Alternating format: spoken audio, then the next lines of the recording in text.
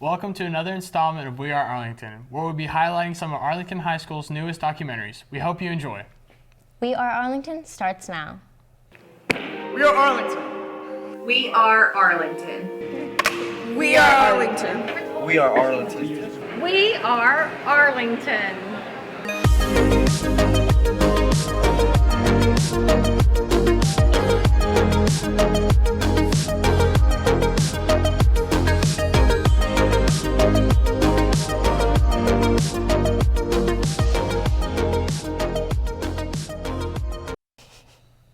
Here we have the first video about social media. Let's take a peek. Social media. Since 2003, apps like Instagram, Twitter, and Facebook have been the hallmark for the world today. Social media affects our personalities, our interests, and who we are. But now studies have shown that it does have a negative impact on someone's mental health. Let's dive into that. Most of the time I enjoy social media, but I feel like there can be some negative aspects, and it affects people differently. I think that social media is a good thing because you can interact with your friends and get to know more people than you would in everyday life. The good thing about social media is that you can meet multiple people in different places and make connections with them. But the bad thing is cyberbullying and how badly people can treat others. It can be harmful towards people's mental health if they spend too much time on it. Yeah, I think social media can definitely have a negative impact on someone's social health because everyone on the internet is hiding behind a screen, and some people use that to their advantage to bully other people. And sometimes the internet can be offensive, and sometimes it can be a lot of fun. You just have to learn to ignore the cyberbullies and people like that. I think that social media sometimes gets unfairly painted as this, really negative, toxic thing in the lives of teens and adults too. I think that social media is a tool that has come about, and it has some positive as well as some negative benefits on people. But I know some of my friends have been bullied by random people on there, but overall, I think these apps are positive and help people connect and stay locked in with each other's lives. Sometimes I get carried away in it, and also I can put my opinion out there for the world to see, and other people can argue with me, and then I spend time trying to fight trolls. So I think that we can't ignore the negative aspects of social media. So I'm not one of those people who's going to say oh no, we should ban all social media. But I think that we also should start to have conversations where we look honestly at how it's affecting people and how we can use it more responsibly. I do think social media can negatively impact somebody's mental health because a lot of the time people get too involved in it, and it kind of takes away their sense of reality, and it can affect them in a very negative way. There have been studies now that have shown the linkage or the connection between social media and increasing rates of depression and anxiety specifically. And the reason for that is, unfortunately, we know that when you're on these platforms, the whole point is that you want to feel connected to people. You want to feel accepted. You want to feel valued. You want to feel admired. So, people are posting and doing things for likes or for followers, but an absence of that can obviously impact somebody's self-esteem. Unfortunately, that's one negative side of it. Also, we know that sometimes people can do mean things on social media. There's cyberbullying. There are people who create fake accounts, and then they kind of get all in people's heads, and then they feel duped or tricked. And so there's that whole aspect of it too. As well as sometimes it's almost we look at social media, there are these, perfectly curated aspects of people's lives where it looks like they're always having fun, like they have tons of friends, like they have tons of money, beautiful clothes, they have the perfect bodies, perfect hair, perfect face.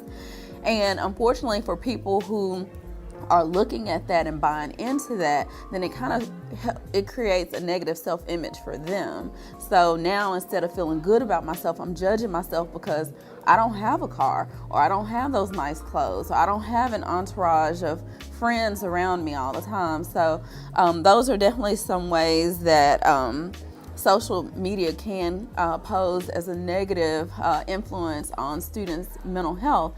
Have similar interests and things like that. So there are even all kinds of groups for things like mindfulness, meditation.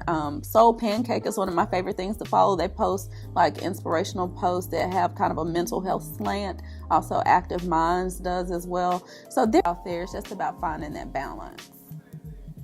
So whether you use social media negatively or positively, always be mindful for how it affects you. Don't you think we could all be a little kinder to each other? Up next, we have a video about the Kindness Week we had here in Arlington.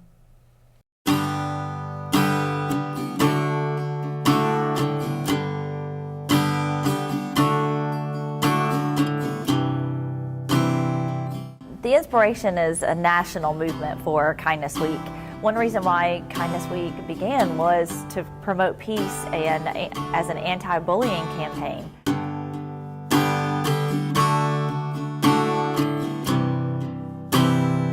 Kindness just means spreading a little bit of happiness, a little bit of joy.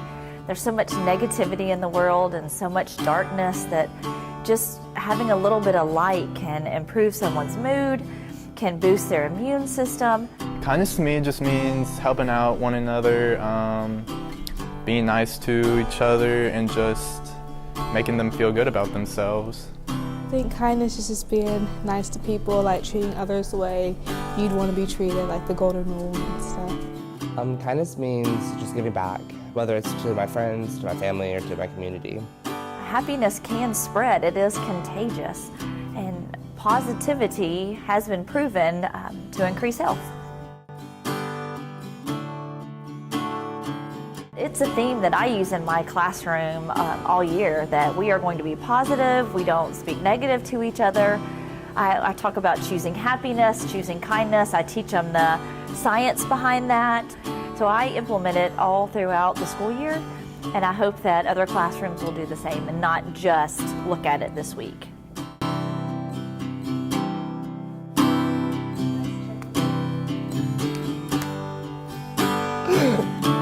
Kindness.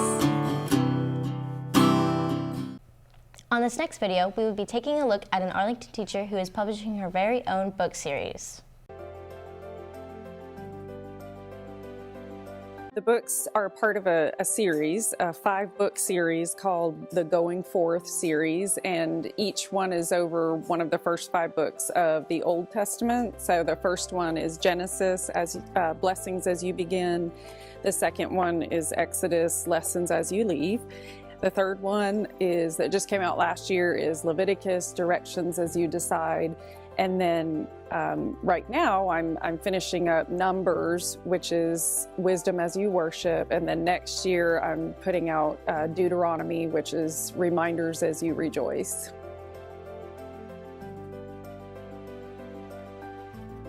She teaches the book at Great Oaks Church of Christ in the ladies class, and every week the class is packed.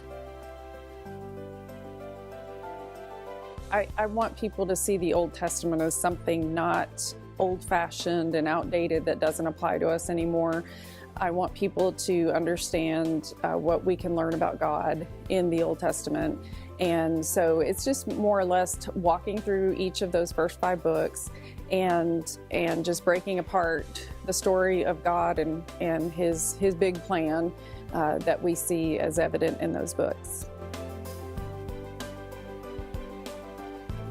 The audience is women, and all ages of women.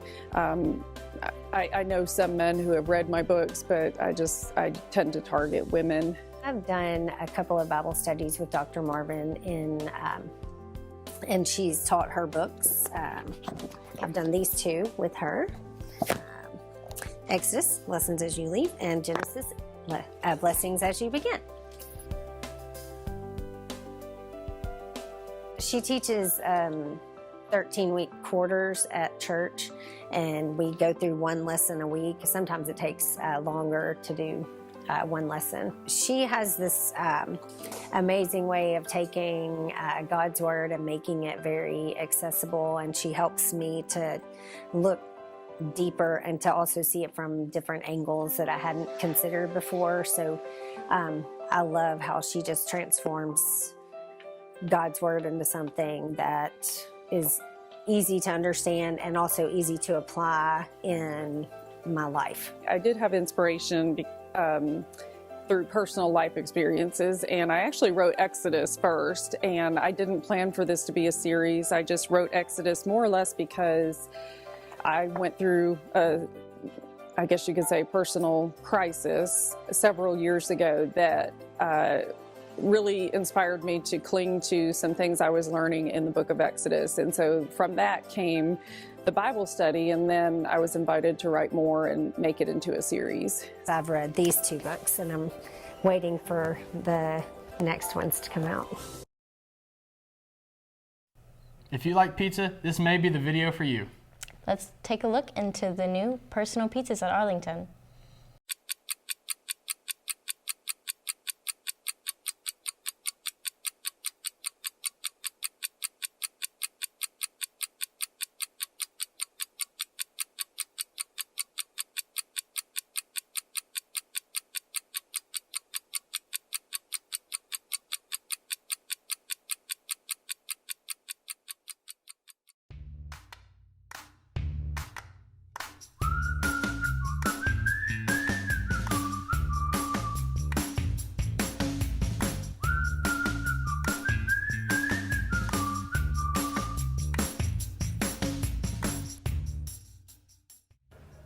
Arlington started this new thing that instead of getting just a slice of pizza, you get your own individual pizza. There's many different options for you to choose from. Cheese, pepperoni.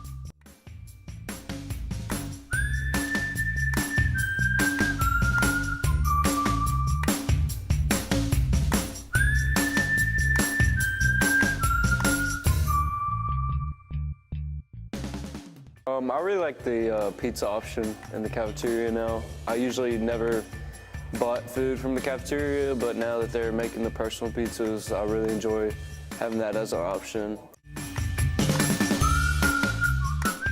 I started seeing this when there was posters all around the walls of the school, and that's when I really first noticed the pizza.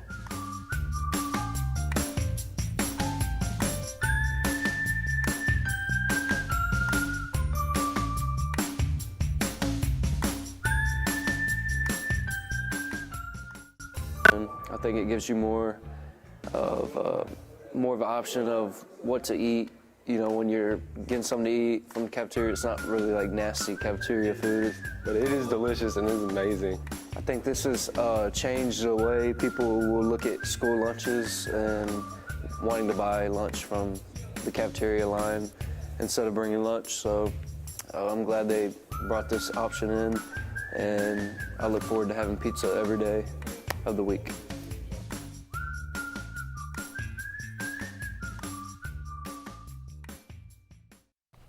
We hope you enjoyed the show. Thanks for watching and have a good week.